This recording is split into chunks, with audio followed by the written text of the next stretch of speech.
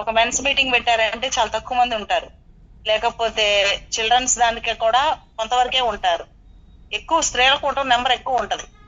మరి జూమ్ లో స్త్రీల కూటానికి ఎక్కువ నెంబర్ లేకపోవటం, నేను ఫస్ట్ ఫోన్ పట్టుకోగానే నెంబర్ చూసాను ఎంతమంది జాయిన్ అయ్యారు అని. స్త్రీలు తలుచుకుంటే వాళ్ళు చేయలేనిది ఏమి ఉండదు. మరి స్త్రీ అంటే ఒక పట్టుదల, ఒక బలం, సాటి అయిన సహకారం, సహాయం, ఎక్స్ట్రా హెల్ప్. కానీ కొంతమంది బలహీనంగా ఉంటారు. కొంతమంది ఆడవాళ్ళు అన్ని మీదేసుకొని కుటుంబాన్ని ఈడ్చుకెళ్తారు అందరినీ. మొన్న నేను చెరుకు మిల్లి వాళ్ళ ఇంటికి వెళ్ళా. వాళ్ళ ఇంటికి వెళ్తే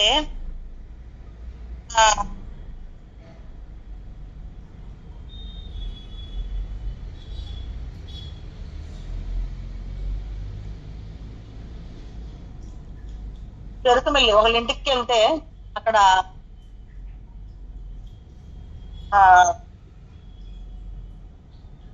రూట్ అయిపోయిందా ఏంటి?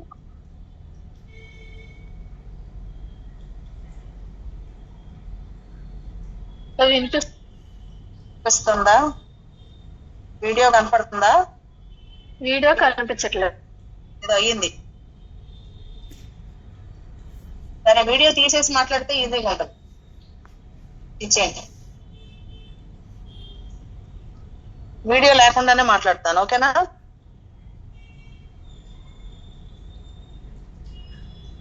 వినపడుతుందా విజయ? వినిపిస్తుంది. ఓకే, సరే. అక్కడికి వెళ్ళినప్పుడు, ఒక ఇంటికి వెళ్ళినప్పుడు, అక్కడ ఒక అతని ఇల్లు అది. వాళ్ళ అక్క అక్కడే ఉంది, వాళ్ళ చెల్లి అక్కడే ఉంది, ఆయన భార్య, ఆయన పిల్లలకు పెళ్లిళ్ళు అయినాయి. కానీ వాళ్ళందరూ కూడా ఐక్యతగా సమాధానంగా ఉంటున్నారు ఒకే ఇంట్లో. పోనీ అతని అక్కకి భర్త ఉన్నాడు, కూతురు ఉంది, మనవడు ఉన్నాడు. అయినా సరే వాళ్ళందరూ ఎందుకు ఉండాలి అని వాళ్ళ పక్కకు పంపించచ్చుగా. అసలు అలా ఉంటంటే కూడా ఆమె ఈ రోజుల్లో ఎక్కడ ఎలా ఉండనిస్తున్నారు? అత్తతో సఖ్యత లేదు, ఆడబడుచులతో సఖ్యత లేదు. కానీ ఆమె మాత్రం అందరు వీళ్ళు మాత్రం గడగడ మాట్లాడుతున్నారు. ఎవరు? ఈ ఆడబడుచులు. ఆమె మాత్రం నిదానంగా ఉంది. ఆమెను చూస్తే మరి నిదానంగా ఉంది కానీ గడుసుగా ఉందా అంటే గడుసుగా లేదు. ఎన్ని సంవత్సరాలు వాళ్ళందరూ అక్కడే ఉంటంటే మరి వాళ్ళ ఆడబడుచుకి మనవడు ఇంటర్మీడియట్కి వచ్చాడు. అంత వయసు వచ్చిన పిల్లోడు కూడా ఉంటే కూడా వాళ్ళందరూ అలా ఐక్యతగా ఉండగలుగుతున్నారంటే నాకు చాలా ఆశ్చర్యం అనిపించింది. ఆమెను చూసినప్పుడు నేను అనుకున్నాను, ఏమ బలవంతురాలు. ఎవరామె? బలహీనమైన మనస్సు ఉంటది కొంతమందికి. ప్రేమించలేరు, తినేసేస్తారేమో, తీసుకెళ్ళిపోతారేమో, లేకపోతే ఏదో తరిగిపోద్దేమో. సంకుచితమైన మనస్సు, చిన్న మనస్సు, చిన్నగా ఉండదు. వాళ్ళ ఆలోచన పెద్దగా ఉండదు, పెద్ద మనసు ఉండదు వాళ్ళకి. కానీ ఎంత ఆశ్చర్యం అనిపించిందంటే, సరే ఆమె ఉంటుందని నాకు తెలుసు. ఒక ఆమె, ఇంకొక ఆమె కనపడింది. అమ్మ మీరు ఎక్కడ ఉంటారన్న. అమ్మ నేను కూడా మా తమ్ముడి దగ్గరే ఉంటానమ్మా అంది. అరే ఏంటి అసలు? నాకు చాలా ఆశ్చర్యం అనిపించింది.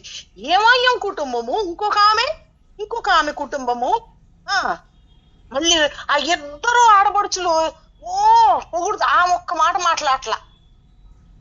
అమ్మ అన్ని చూసుకుంటదమ్మా, మా తమ్ముడు కాదు, మా మరదలే చూసుకుంటది, మా కన్నీ ఆమె చూసుకుంటది అంటున్నారు. ఎంత మనసు ఆమెకి, ఎంత స్ట్రాంగ్ మైండ్ అది. కొంతమంది స్త్రీలే కానీ బలవంతులు. వాళ్ళు బలవంతులు, అందరినీ సర్దుకు రాగలుగుతారు, అందరినీ పట్టించుకుంటారు. అది సామాన్యమైన విషయం కాదు. సామాన్యమో కాదు మీకే తెలుసు. ఎందుకంటే మనం ఎంత బలహీనులమో మనకు తెలుసు కదా. మరి ఇలాంటి బలవంతుల గురించి మనం విన్నప్పుడు ఎంత ఆశ్చర్యం వేస్తుంది. బైబిల్లో కూడా మనం రిస్పా చూసినట్లయితే తన 2 కుమారులు చనిపోయారు. ఇద్దరేనా? ఎంతమంది బాడీస్ కి కాపలా కాసిందామా? ఇద్దరే అనుకుంటా. 5 మంది అక్క. 5 నాకు 5 అని గుర్తుంది, 2 అని గుర్తుంది. 5 కానీ 2 కానీ 5. సరే, వాళ్ళని వాళ్ళ డెడ్ బాడీస్ ని ఆమె ఒక కాలం అంతా కాపలా కాసింది. అలా కాపలా కాసి కాసి కాసి ఆఖరికి రాజుగారికి ఆ విషయం తెలిసి రాజుగారు పిలిచి వాళ్ళకి సమాధి చేయడానికి ఏర్పాటు చేసినట్లుగా ఎంత పట్టుదల! ఆ రిస్పాని చూసినప్పుడు ఎంతమంది పెద్ద విశేషం కాదు, కానీ ఇది పిల్లల విషయమై పట్టుదల, ఆ తల్లికున్న పట్టుదల. వాళ్ళు చనిపోయిన తర్వాత కూడా వాళ్ళ యొక్క డెడ్ బాడీస్ విషయంలో ఎలాంటి పట్టుదల చూడండి. ఆ పట్టుదలను చూసి రాజే దిగొచ్చాడు అన్నట్లుగా కనబడుతుంది అక్కడ. అట్లా కొంతమంది యొక్క జీవితాన్ని మనం చూస్తే వాళ్ళ యొక్క పట్టుదల, వాళ్ళ యొక్క బలము, కొంతమంది యొక్క విశ్వాసము, ఎలాంటి విశ్వాసం అంటే చెప్పడానికి వీలు లేదు. బలవంతులు కొంతమంది సాటి అయిన సహకారిగా, ఎంత సహకారం అంటే ఎంత వాళ్ళకి, ఆ భర్తలకి అసలు అన్ని కుటుంబాల్లో ఉండే ఆ బలహీనమైన పరిస్థితులు ఏమీ తెలియదు, అంత చక్క పెట్టుకొస్తారు ఇల్లు. కొంతమంది భార్యలు ఎలా ఉంటారంటే నువ్వు తేటలేదు అని సాధిస్తా ఉంటారు, తెచ్చినా సాధిస్తారు, ఏం చేసినా, వంట చేసినా సాధిస్తారు. మగోళ్ళే వంట చేసినా కూర్చొని ఆడోళ్ళు సాధిస్తానే ఉంటారు. ఈ మధ్య ఈ యూట్యూబ్ అట్లా వస్తున్నాయి. ఎక్కడో ఒకటి వచ్చింది, వాళ్ళ అత్తగారు లేదు, ఏదో మొత్తానికి అత్తగారు లేదు, ఎవరు లేరు ఇంట్లో, భర్త అన్ని చేస్తా ఉన్నాడు, ఏదో పనులు చేస్తా ఉంటుంటే ఈ లోపల వాళ్ళ అత్తగారు వస్తున్నారని తెలిసింది. గబగబా ఆ చీపురు తీసి ఏం చేతిలో పెట్టుకొని ఆయన్ని సోఫాలో కూర్చోబెట్టి కాఫీ కప్పు చేతిలో పెడుతుంది ఆయనకి. అరే, ఎంత బలహీనురాలా, తెలివిగలదా, నాటకాలా, ఏమనాలి? వాటిలో మనం ఆరితేరితే మనకి ఏమన్నా ఉపయోగం ఉందా? ఒక బలవంతురాలుగా ఉండాలి. భర్తని బలహీనంగా చూసి బలహీనమైన మాటలు మాట్లాడుతూ, చేతగానోళ్ళలాగా మాట్లాడుతూ, లేకపోతే ఏమి వాళ్ళే చూడాలి, వాళ్ళే చెయ్యాలి అని సాధించి, అబ్బబ్బా, నిన్నే ఒక అతను ఏడుస్తున్నాడు. మగోళ్ళు కూర్చొని ఏడిస్తే ఎలా ఉంటదండి? ఎలా ఉంటది?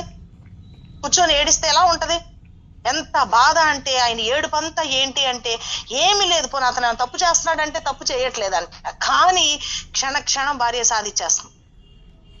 ఎంత ఏడుస్తున్నాడు అనుమానంతో, ఎటు వెళ్ళినా, ఎక్కడికి వెళ్ళినా, ఏమి చేసినా ఆ అబ్బాయి ఏ పని చేస్తాడంట, రోజుకి ఎన్ని డబ్బులు సంపాదించుకొస్తున్నాడో, ఎంత చేతి కష్టమో, ఎంత కష్టపడుతున్నాడో అంత తీసుకొచ్చి, అంత ఆదాయము, అంత ఇదిని ఆమె చేతిలో పెడుతుంటే కూడా క్షణం వేధిస్తా ఉంది. మనశ్శాంతి లేదు. ఆఖరికి నిజంగా దేవుడే కనికరించాడేమో అన్నట్లుగా వాళ్ళ జీవితంలో ఏం జరిగింది అంటే, ఆ అబ్బాయి అలాగా కృంగిపోతా ఉన్నాడు, బాధపడతా ఉన్నాడు. ఆఖరికి కొన్ని కారణాలను బట్టి ప్రార్థన కూడా ఏమనే మాటలకి ప్రార్థన కూడా మానేయాల్సి వచ్చింది. అలాగ దేవునికి దూరం అయిపోతున్నాడు, వెనకబడిపోతున్నాడు, కృంగిపోతున్నాడు, బక్కగా అయిపోయాడు. చాలా గందరగోళంగా ఉంది. అతను ఏడుస్తుంటే నేను చూడలేకపోయాను. ఆఖరికి ఏంటి అంటే ఆ అమ్మాయే మళ్ళీ ఒక అబ్బాయితో మాట్లాడటం మొదలు పెట్టింది. ఆ రకం కాదు, కానీ తను ఒక అవిధేయత స్థితిలోకి వెళ్ళిపోతే, తను ఒక అవిధేయులుగా ఉంటే అంటానికి కుదురుద్దా? భర్తను అంటానికి తగుద్దా?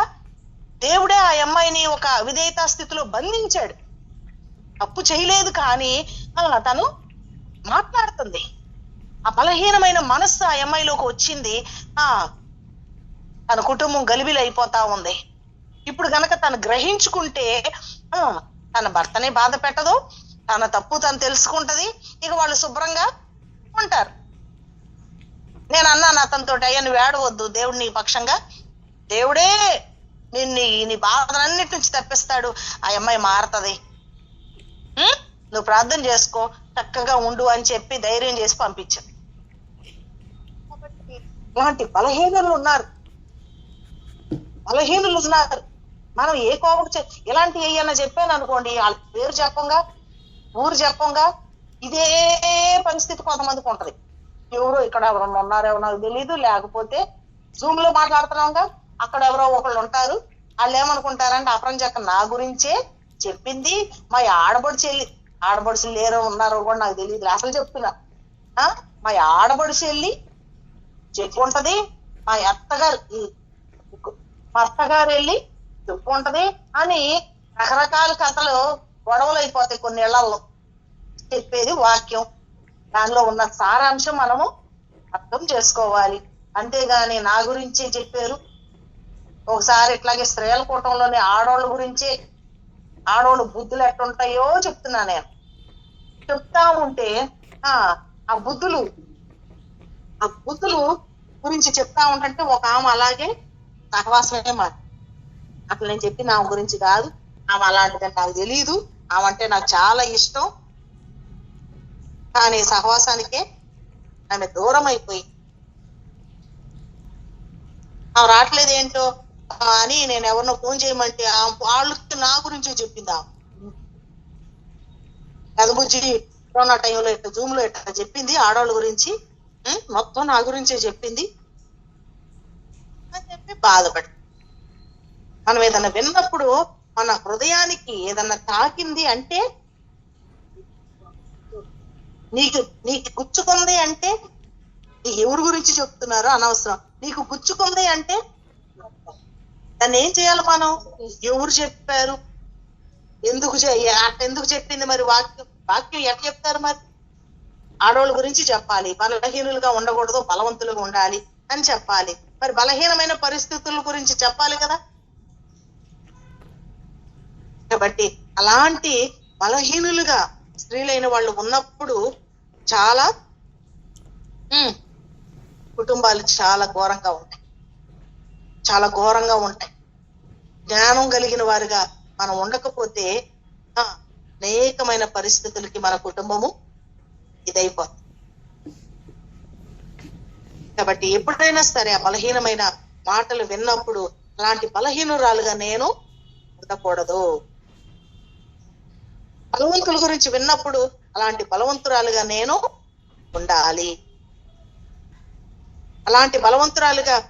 ఉండాలి. ఒకసారి చూడండి, 1వ దినవృత్తాంతాల్లో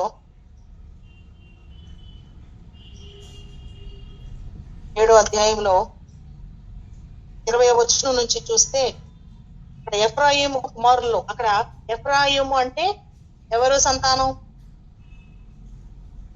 యోసేపు యొక్క కుమారుడు. 12 గోత్రాల్లో యోసేపు పేరు ఉండదు. యోసేపు కుమారులు ఎఫ్రాయిం, మనష్షే, ఇతర పేర్లు ఉంటాయి. మరి ఆ యొక్క ఎఫ్రాయిము గోత్రములో జరగరాని సంఘటన ఒకటి జరిగింది.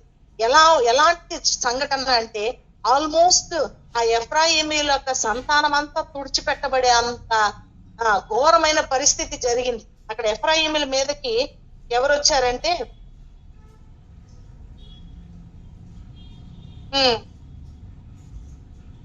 1వ దినవృత్తాంతాలు 7వ అధ్యాయం 20వ వచనం నుంచి.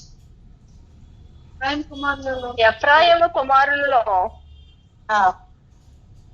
షూతలోహను అక్కడ ఎవరు? గాదీలా? ఎవరు వచ్చారు 21వ వచనంలో?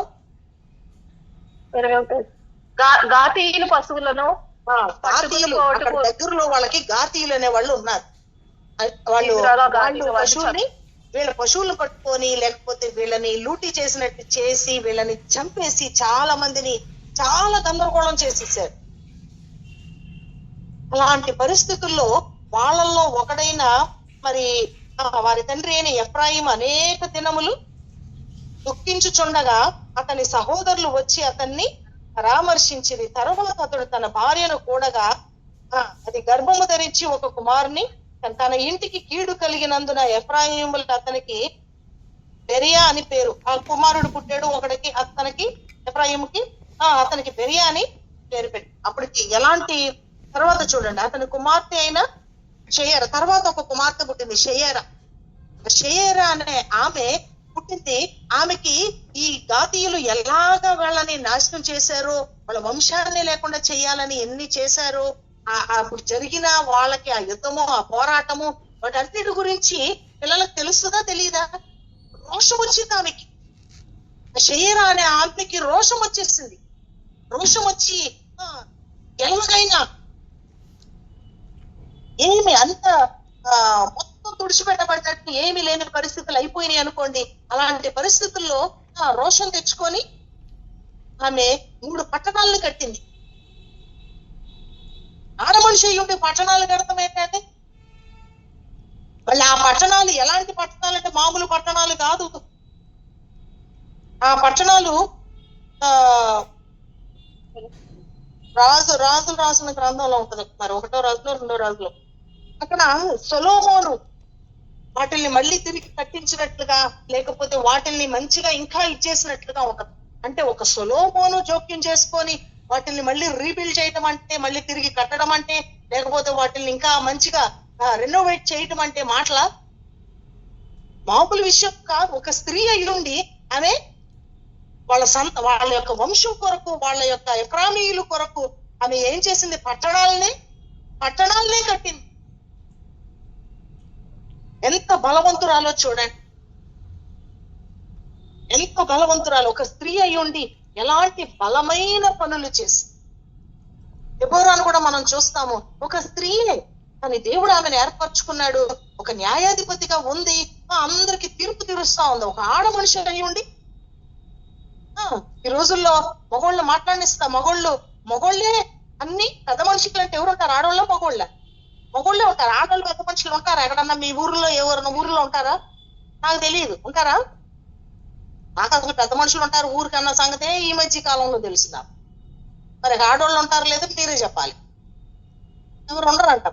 కానీ ఆ ఊర్లో మరి ఆ యొక్క ఇశ్రాయేల్ జనాంగం అంతటికి కూడా దెబోరా ఒక న్యాయాధిపతిగా, అందరూ ఏ గొడవ వచ్చినా ఎవరి దగ్గరికి వెళ్తున్నారు? ఎలా తీర్పు తీరుస్తా ఉందో, ఎలా న్యాయం చెప్తా ఉందో. ఒక స్త్రీ దగ్గరికి వెళ్ళాలంటే మగోళ్ళు ఎలా ఉంటది? ఎంత కష్టంగా. కానీ ఎంత పవర్ఫుల్ అయితే ఆమె దగ్గరికి వెళతారు.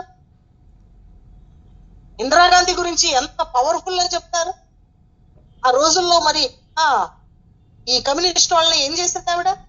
అమ్మగారు కూడా చెప్తారు. అమ్మగారు కూడా నాన్నగారు, తాతగారు, మరి ఆయన కూడా కమ్యూనిస్ట్ గా ఉండి అందరూ ఆయనతో పాటు 15 మందితో ఎంతో మంది ఉంటే మొత్తం చనిపోయారంట. ఆయన ఒక్కళ్ళే తప్పించుకోగలిగారు. ఆఖరికి అమ్మగారు వాళ్ళ ఇల్లు కూడా అందరూ పారిపోతే ఆ ఇల్లు కూడా తగలబెట్టేశారు. ఎక్కడ ఉండి ఎక్కడ ఎలాంటి మూమెంట్ తీసుకొచ్చింది ఆమె? ఒక ఆడ మనిషి అయ్యి ఉండి ఎలాంటి మూమెంట్ తీసుకురాగలిగింది? ఎలాంటి వాళ్ళని నిర్మూలన చేయాలని అనుకుని, ఒక పని చెయ్యాలనుకొని పూనుకొని, ఎంత సాహసం, ఎంత ధైర్యం. కాబట్టి స్త్రీలు అని చెప్పి మన బలహీనలు మనం అనుకోవద్దు. మంచి బలమైన పనులు అంటే మంచి పనులు, బలహీనమైన పనులు కాదు. మంచి పనుల్ని, బలమైన వాటిని మనము చేపట్టాలి.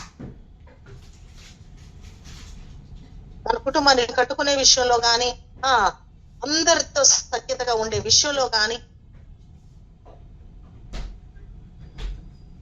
అబిగెయిల్ ఉంది, తన భర్త అవివేకంగా ప్రవర్తిస్తుంటే కూడా తను ఎంత భోజనాన్ని సిద్ధపరిచింది. దావీదు దగ్గర ఉన్న పని వాళ్ళ కొరకు ఎంత భోజనాన్ని సిద్ధపరిచింది. భర్తకు తెలియకుండానే అంత భోజనాన్ని సిద్ధపరిచి వాళ్ళ మీదకి రాబోయే శాపాన్ని ఆపింది.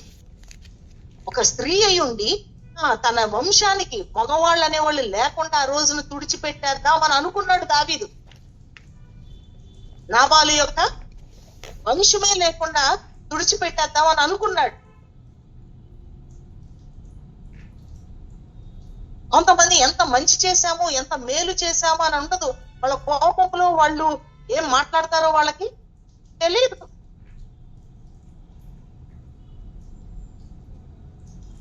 దావీదు ద్వారా అంత మేలు పొందుకొని కూడా తను ఏమి మేలు పొందుకునేవాడిగా, వాడిలాగా కృతజ్ఞత లేనివాడిగా వాళ్ళ అవసరతలో ఉన్నప్పుడు వాళ్ళకి సహాయం చేయడానికి తిరస్కరించాడు.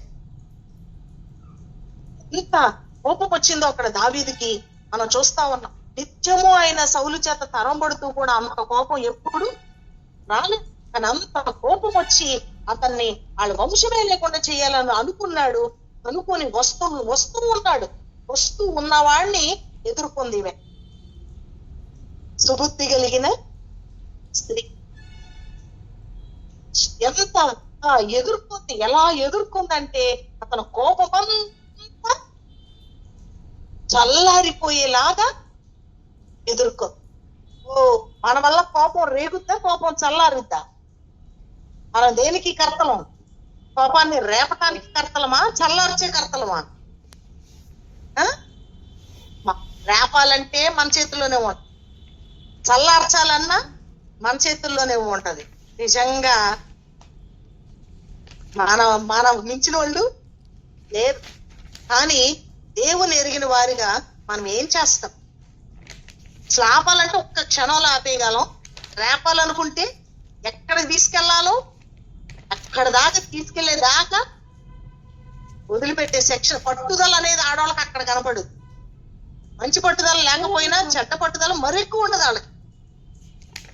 కానీ మరి ఏ పట్టుదల మనం ఏమి సాధిస్తున్నామో కానీ మరి దేవుని ఎరిగిన వారిగా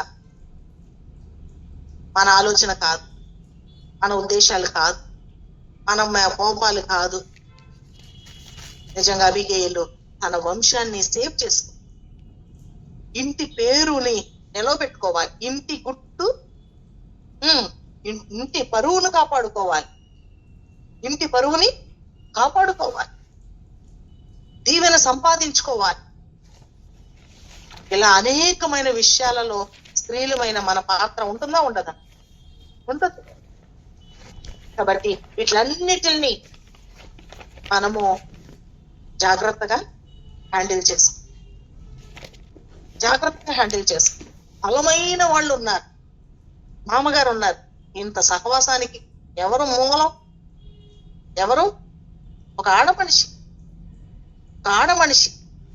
ఆమెకు వచ్చిన ఆలోచన, ఆమె దేవుని ఆత్మ చేత ప్రేరేపించబడి ఆమెకు వచ్చిన ఆలోచన తన భర్తకి చెప్తే నోరు మూసుకొని కూర్చో అన్నారా?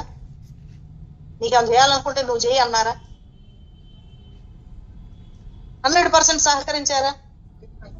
ఎంత సహకారం అంటే ఆయన ఉద్యోగం, గవర్నమెంట్ ఉద్యోగం కూడా, ఆ గవర్నమెంట్ ఉద్యోగం వదిలేయటానికి మామగారు శ్రద్ధ పడతాం ఏంటి? దేవుడు పిలుపుందా? అప్పుడు మారు మనసు పొందారా?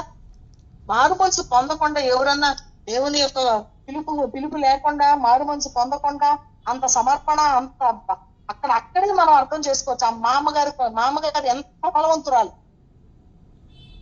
ఎంత బలమైన మనసు, ఎంత బలవంతురాలో మామగారు అక్కడే మనం అర్థం చేస్తాం. మారు మనసు కూడా పొందకుండా ఉద్యోగం రిజైన్ చేయటమే కాకుండా తన భర్తను కూడా ప్రేరేపించి ఉద్యోగం రిజైన్ చేపించి వదిలేసేసి వాళ్ళు పుట్టింటికి వచ్చి రహస్యముగా గదిలోకి వెళ్ళి తలుపు వేసుకొని ఆ మాటలు ప్రభావితం చేసినాయి. మనము చదువుతున్నాము, ఆ వాక్యాలు చదువుతున్నాం, వింటున్నాము. ఎవరిని ఎలా ప్రభావితం చేసినాయో వింటున్నాము. మత్తయి సువార్తల 6వ అధ్యాయంలో రహస్యంగా గదిలోకి వెళ్ళి ప్రార్థన చేయమని ఉందా లేదా? ఉంది. ఆ మాటలు చదివినప్పుడు మా అమ్మగారు నన్ను పట్టుకున్నారు. అన్నామని ఆ మాటలు ఎక్కడో ఎవరో వాక్యం వింటా ఉంది, ఆ మాటలు వినింది, ఆ మాటలు పట్టుకుంది, వెళ్ళి రహస్యముగా ప్రార్థన చేస్తే తన పాపాలన్నీ దేవుడు ఆమెకి చూపించాడు. ఒక్కొక్కటి అన్ని ఒప్పుకున్న తర్వాత తను పాప భారం అంతా తనలోంచి పోవడం తను గమనించింది. దేవుడి యొక్క శక్తిని అక్కడ గ్రహించింది. అప్పుడు వెంటనే అనుకుంది, దేవుడు ఇంత నా పాప భారాన్ని తీసివేయగలిగిన వాడు కదా, ఆయన శక్తి ఎంత గొప్పది అని ఆమె చేతిలో ఉన్న చిన్న బైబిల్ అది పట్టుకొని ఎటు తిప్పి పట్టుకోవాలో తెలియదు, చదువు రాదు. ఇది పరిశుద్ధ గ్రంథం రైట్ పట్టుకున్నాను కదా, చదువు వచ్చు కాబట్టి దాన్ని సరిగ్గా పట్టుకున్నాను. ఆమెకి ఇటు తిప్పి పట్టుకోవాలా, ఇటు తిప్పి పట్టుకోవాలా, అసలు చదవాలంటే ఎటు తిప్పి చదవాలో కూడా తెలియదు. కనీసం చదువు రాదు ఆమెకి, ఏమీ తెలియదు, అక్షరాలు కూడా తెలియదు. ఆమెకు చదువు అవ్వలేదు.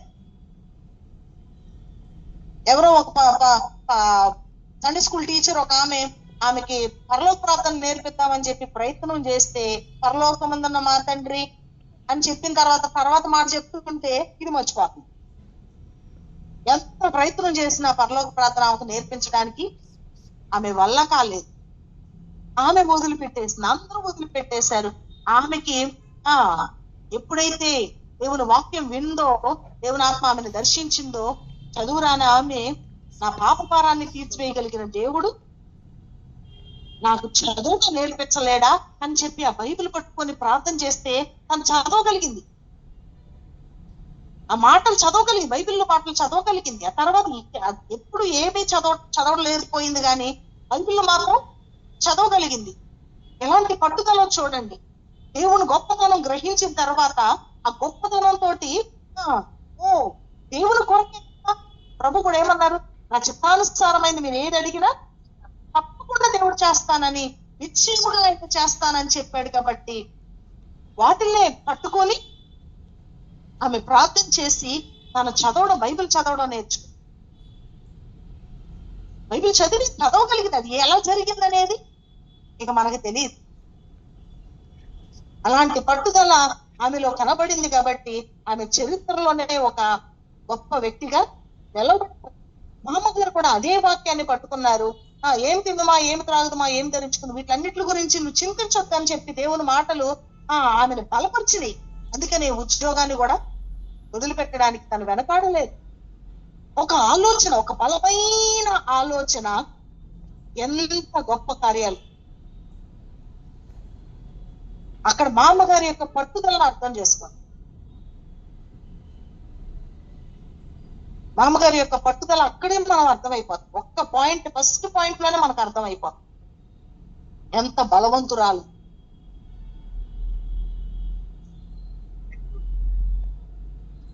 కాబట్టి ఒక బలవంతురాలుగా ఉండడానికి మనకు లేదు అవకాశం. నువ్వు నేను బలహీనరాలుగా ఉండిపోవాలా? మనం ఎందుకు ఒక బలవంతురాలు కాకూడదు?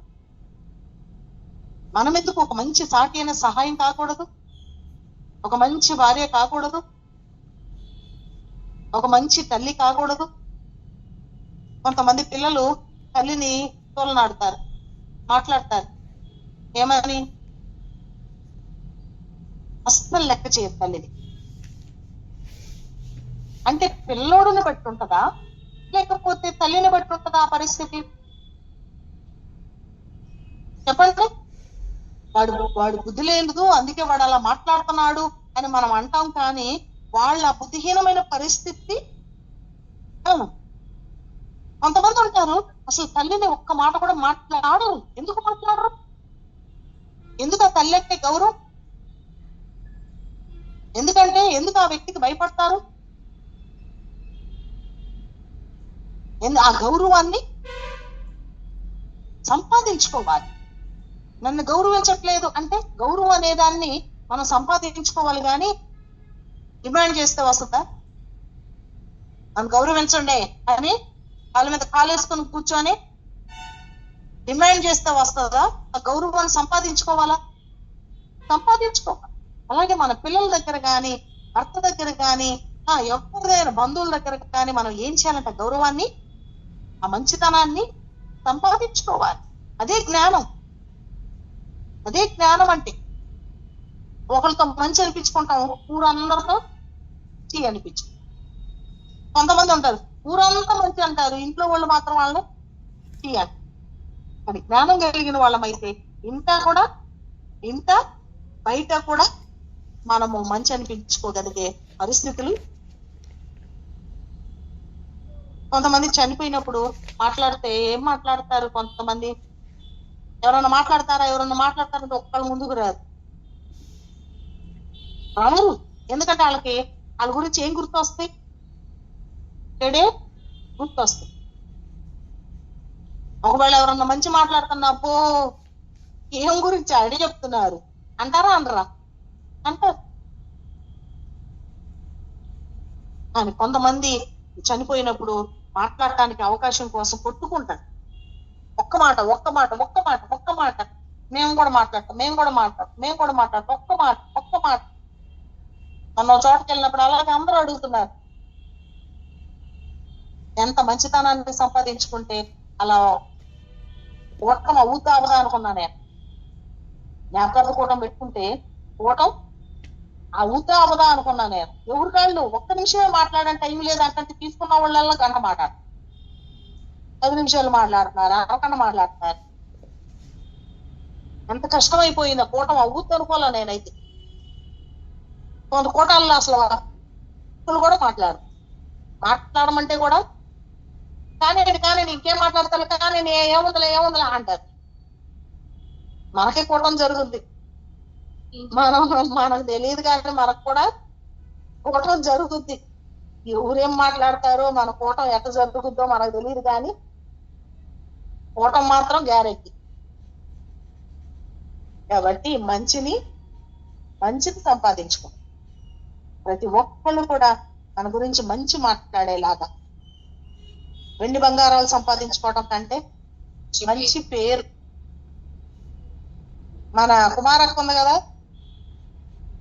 ఏది నెహ్రూపేట కుమారక్క రాలేదా? ఓ ఇక్కడే ఉన్నదా? నేను అది చూసాను. వీళ్ళు ఆడపడిచి చచ్చిపోయినప్పుడు చూడటానికి వెళ్ళానే. అయ్యో అసలు ఏదో పెద్ద సెలబ్రిటీ చచ్చిపోయింది అన్నట్టు అందరూ వీడియోలు తీసుకోండి. చచ్చిపోయిన వాళ్ళు ఎవరైనా వీడియో తెస్తారా?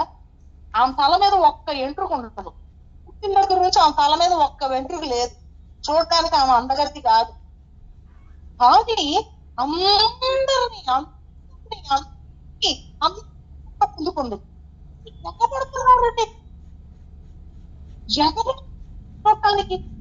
నాకు అసలు మధ్య పోయింది. నేను అనుకున్నా ఆమె పాపం బాగోదు కదా, పెళ్ళి అవ్వలేదు కదా, ఆమెకి ఎవరున్నారు, ఎట్లా ఉంటుందో, ఆమె చూడటానికి ఎవరైనా వచ్చారో రాలేదో, నేను చూడటానికి వెళ్ళాక అందరూ సంతోషపడతారు అనుకుంటున్నాను నేను.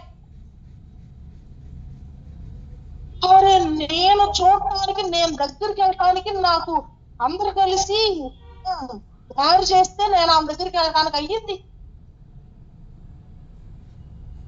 ఏంటి అంటే అసలు అందరికీ ఏడుస్తున్నారు. పెద్ద పెద్ద ఉద్యోగస్తులు ఏడుస్తున్నారు. మమ్మల్ని ఎవరు కలపిస్తారమ్మా చక్కగా అని ఏంటో అంటున్నారు, ఏడుస్తున్నారు, వీడియోలు తీసుకుంటారు. ఎవరైనా వీడియోలు తీసుకుంటారా చచ్చిపోయిన వాళ్ళని? ఆ రోజున ఎన్ని ఫోన్లు ఎంత మంది చేస్తున్నారో నాకు అసలు నేను మర్చిపోలేని సంఘటన అది. ఏమి సంపాదించుకుంది?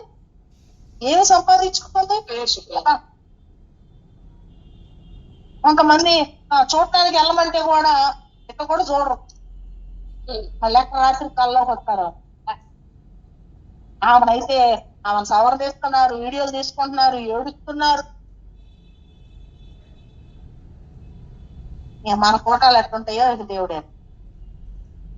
కాబట్టి మంచి పేరుని సంపాదించు. మంచి బుద్ధి లేకపోతే మంచి బుద్ధి కోసం ప్రార్థన చేసుకొని మనం మంచిని సంపాదించుకోవడానికి ప్రేమ కలిగి ఉండటానికి ప్రయాసపడమని.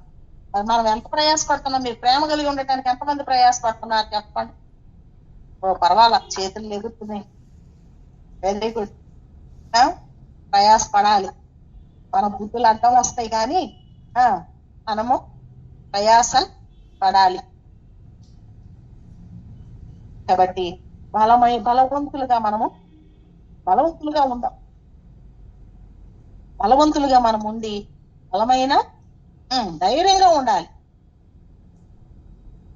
గనురాలైన శునేమీరాలు పిల్లోడు చచ్చిపోయాడా? పిల్లోడు చచ్చిపోతే ఆమె గాడిద మీద వేసుకొని పిల్లోడిని పనుడిని తీసుకొని ఆయనకు కూడా చెప్పకుండా ఎక్కడికి వెళ్తుంది? ఏ ప్రవక్త ప్రార్థన చేస్తే ఈయన పిల్లోడు పుట్టాడు ఆ ఎలీషా ప్రవక్త దగ్గరికి వెళ్తుంది. ఆ ఎలీషా ప్రవక్త దగ్గర ఒకడు ఉంటాడు, ఎవరో గెహజీ. ఆ గెహజీ ఎదురొచ్చాడు. ఆ ప్రవక్త అన్నాడంట, ఏమని, అదిగో ఏంటో మంచి హడావిడి వస్తుంది, వెళ్ళి ఎదురెళ్ళి కనుక్కో, అంతా క్షేమమా ఏంటో కనుక్కో అన్నాడంట ఆయన ప్రవక్త. అంటే ఈయన గబగబా ఎదురొచ్చి, అమ్మా ఏంటి ఏంటి అంతా ఓకేనా క్షేమమేనా అంటే అంతా క్షేమమే అన్నారు. ఎవరిని పట్టుకొని వెళ్తుంది? చచ్చిపోయిన బిడ్డను పట్టుకొని వెళ్తా గౌరవం అదిలే పట్టుకొని వెళ్ళట్లేదు, గాడిద మీద వెళ్తా ఉంది ఎలీషా దగ్గరికి. ఎలీషా అనే తర్వాత వచ్చాడు, తన మీద పడుకొని తన చేతులు చాచి తన చేతుల మీద. అది ఎలా వెళ్తుంది? ఏ వార్తను తీసుకొని వెళ్తుంది? మరణ వార్తను తీసుకొని వెళ్తున్న ఆమె గౌరవం ఆడవాళ్ళ లేదా? ఆ రోజున ఎలీషానే అన్నాడు, ఏమని అన్నాడు? అయ్యా మనం దాకా వస్తున్నాము, మనకు గది ఇచ్చారు, మనకు అన్ని చేస్తున్నారు, మనం మరి ఆ కోసం ఏమైనా చెయ్యాలి కదా అని అంటే ఏం చెయ్యాలి? ఆమెకి కొడుకే పిల్లలే లేరు అని చెప్పి అన్నాడా?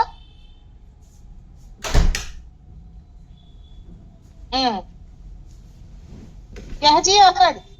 ఆ రోజున ఆయనేగా పిల్లలు లేరు అని చెప్పితే పిల్లలు పుట్టేలాగా ఆయన ప్రార్థన చేసింది. గెహజీ పాత్ర కూడా ఉందా లేదా? కానీ ఆయనకి చెప్పిందా? చెప్పలే. ఎంత ధైర్యమో చూడండి, ఎంత బలవంతురాలో చూడండి. ఏదున్నా ఎవరికి చెప్పాలి? దేవునికే చెప్పాలి. కొంతమంది అందరికీ చెప్తారు, అందరి దగ్గర సానుభూతి కావాలి. బలహీనమైన మనసు. ఏదైనా సరే పట్టుదలతో దేవుని దగ్గర ప్రార్థన చేసి దాని కార్యాన్ని చూడాలి అనే పట్టుదలతో ఉన్న మనిషి గనురాలి.